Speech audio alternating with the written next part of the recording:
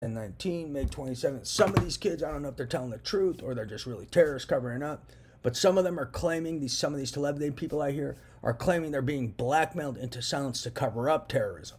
So that may be a piece of this too, but why aren't they saying something or reporting covertly? They claim to be covert, they claim to be hackers, so why won't they report covertly? That's weird.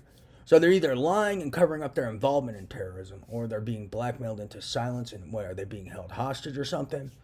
Because if they claim to be hackers, they claim to know computers, they claim to be expert investigators, they would have access to the appropriate conduits to report terrorism, even if they're being blackmailed.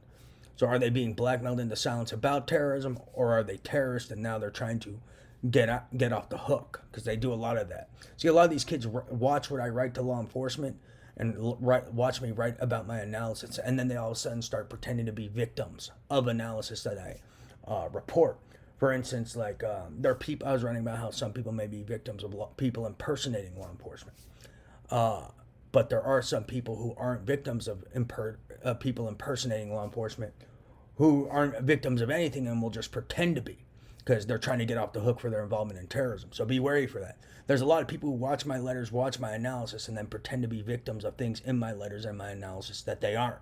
So that's another key tactic these terrorists are using. And they try to disguise themselves in crimes other people are victims of.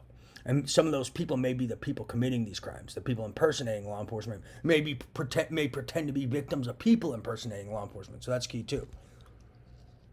When they're the ones impersonating fucking law enforcement, real law enforcement like CIA, FBI, etc.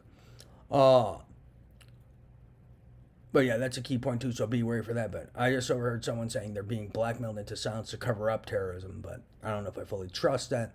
I think they're just covering up terrorism because they're involved in terrorism and trying to get away with theft of intellectual property and large sums of money.